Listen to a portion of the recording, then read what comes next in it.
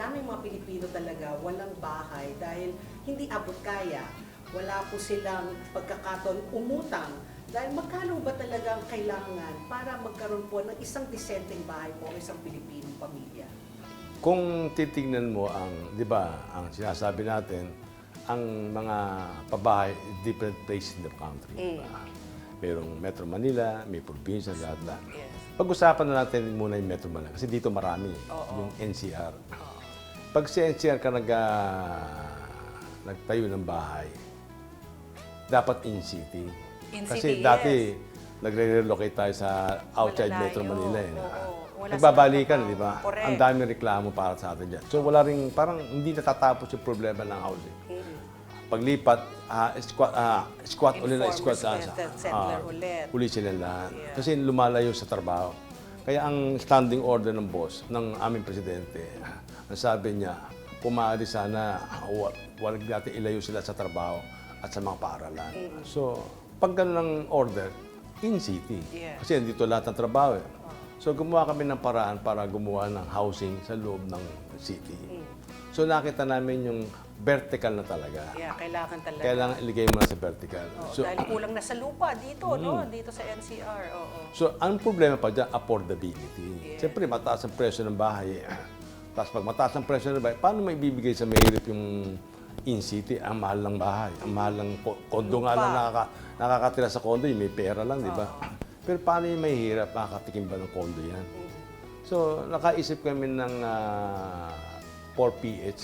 4PH. Yung pambansang pabahay para sa mahihirap, para sa Pilipino program na. Oo. So, yun ang napag-isipan namin. Ano ang kailangan? Affordability. So, kung affordability pa kailangan gumawa ka ng paraan para magkaroon ng affordability. Pag may affordability naman, nasaan naman yung pera? Access to funds. Yes. Nasaan yung Utang. pondo? Oo. Paano naman sa kukuha ng pera? So, hanapin mo rin yung pera kung saan kukuha. So, nasolusyonan namin yung affordability. Nagbigay si Presidente nang puntahan namin si Presidente, ipaliwanag ko kay Presidente na kailangan ganito, ganda. Naipaliwanag namin sa kanya na kailangan to. At bigla agad siya pumayag. Diyan, gawin natin yan. Yung interest subsidy. Interest. Pero may seed money ba siyang binigay? Wala. Walang seed money? Yung interest subsidy, yun yung seed money. Ah, okay. Yung seed money na yan, yun yung babigay mo sa mahihirap para bayaran yung interest ng pauutangin niya sa bangko. Okay, when you say interest subsidy kasi, saan manggagaling po yun? Sa gobyerno. Sa gobyerno. And magkano pong pinag-uusapan natin po Ang dito? pag 1 million ang gagamit mo, 36 billion a year. Okay. Pag kinamit mo yung 36 billion, makakasundo yan ng 1.2 trillion na pondo sa pribado. Ah. Pag ang ginamit ko namin yung 36 billion sa gobyerno at that time, yung previous government, 36,000 units lang magagawa niyan. 36,000 dahil magkano po per unit dati? 1 to 1. 1:1. Oh, kasi 1 million Oh, 1 million pesos. kada unit. Kada unit. Yung bibigay mo sa mahirap. Di 36,000 lang yan. Yes, oo. Kung gawin mo yan sa interest 36 subsidy. billion. Oo. Bigay mo subsidy yan. Oo. Makakabayad ngayon yung mahihirap, di ba? Kuwari, ang bayad ng mahihirap kuwari 6%, gagawin ko ng 1%. Interest Yung 5% gobyerno. ang magbabayad. Hindi naman kailang bayar agad malaki, agad ng 36 billion yun eh. di ba? Oo. So dahan-dahan yan through the years. Paper lang. Paper lang yan, di ba? Yeah. Dahan-dahan lang. Saka hindi ganun. So by doing that, nagkaroon kami ng formula. Oh. Yung formula na yun, nakita namin na bubukas pala ang pera sa pribado pag makakabayad yung mahihirap. Imagine yung pera ng pribado at bangko, ang nakakautang lang yan, yung mga negosyante. Oo, yung may pera, Yung yung may may pera. collateral. Pakulateral, ilang makakautang. Nandun daming pera ng pribado, hindi nagagamit yun ng mahihirap.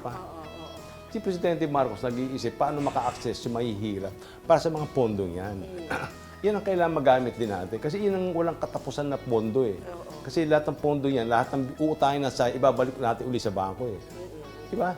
Pag inutang mo sa bangko, pag binayad mo sa utang mo, ibabalik din pinag-utang mo sa bangko. Ikot lang sa bangko. So, bangko ang walang ubos. Oo. So, pag ganamit natin lahat yung pondo ng bangko at binilik uli natin pera sa bangko, ang naiiwan lang obligation. Basta bayaran Basta lang. bayaran lang. Yeah. Paano babayaran? Dapat sumali si gobyerno sa pagtulong sa mahihirap. Paano nila mababayaran for 30 years yung bahay? 30 years ba ang ano? 30, Ang pagbabayad? Pagbabayad. Parang forever ka na lang Oo. magbabayad. Pero, Oo. sa pagkakataon, meron na ngayong kayamanan ang mahihirap. Ayun. So, lahat ng binabayad nila, magiging kayamanan nila yan. Oo. Magiging asset na nila yan. Bili mo kamukha ngayon, kung nagre-rental ka, kailan ka makakaroon ng pera? Kailan makakaroon ng kayamanan? Lahat ng nire-renta mo, tapon. Napupunta Pero na sa yung renta. monthly amortization, pag ginagamit mo sa property, nagkakaroon ka ng